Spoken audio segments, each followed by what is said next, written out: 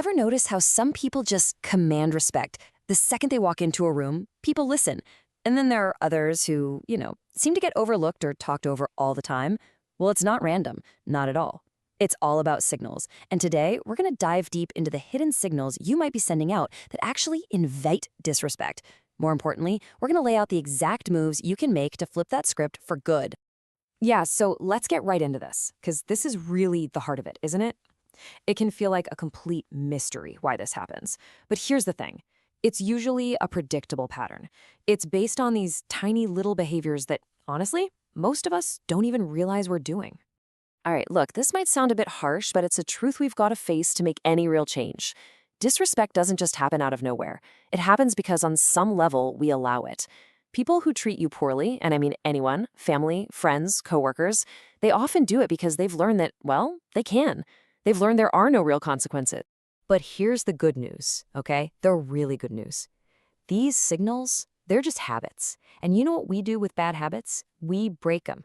This is so important. This isn't about changing who you are at your core. It's about getting rid of the stuff that's hiding the strong, confident person who's been there the whole time. All right, so first things first, we've got to look in the mirror. What are these invisible signals we're talking about? In this first section, we're going to get real about identifying those subtle little habits that basically send out a green light to others that says, hey, you can treat me badly. Okay, so take a look at these. What's kind of crazy is how normal these behaviors seem, right? Like over-explaining your choices.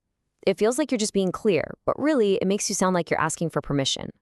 Reacting emotionally to everything, it shows people exactly which buttons to push to control you. Being instantly available, well, that just screams, my time isn't valuable.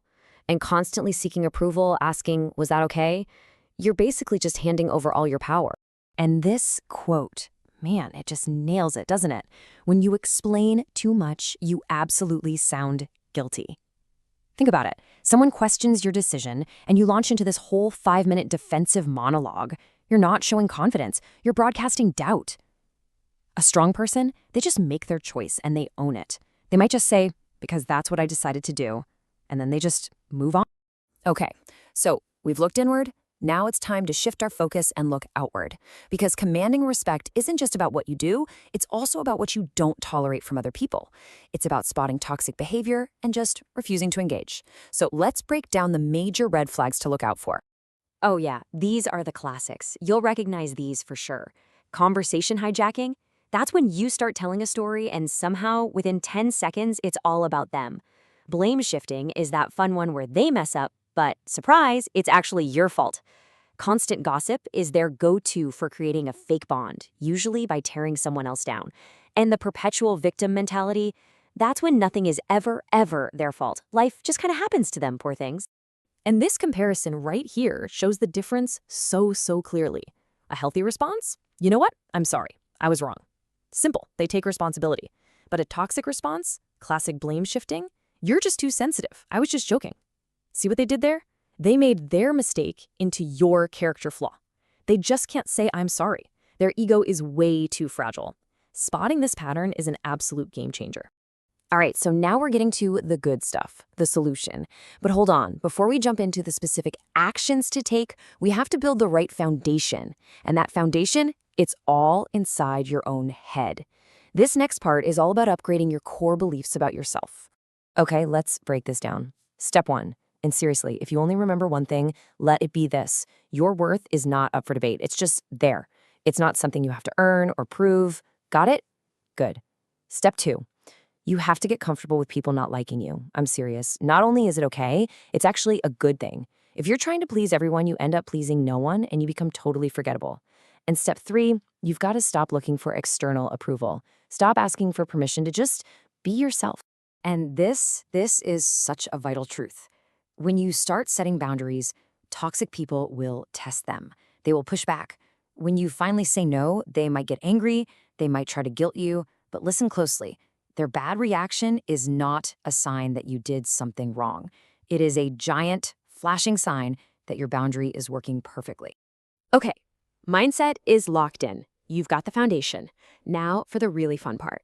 Let's talk about the practical, actionable power moves you can start using literally today to completely change how people treat you. But first, a question for you. What is your most valuable, non-renewable asset? Seriously, think about it for a second. It's not your money. It's not your job. What's the one thing that once you spend it, you can never, ever get back? Your time. Exactly. And you need to start treating it like treasure. Look, when you answer every single text message within 2 minutes, you're teaching people that your time is cheap and you've got nothing better to do. So start introducing a little delay. We're not playing games here. This is about signaling that you actually have a life. It's amazing. When people have to wait just a little, they suddenly start valuing your time and you a whole lot more. Okay, this next one is maybe the ultimate power move. You have to understand, toxic people literally feed on your reactions.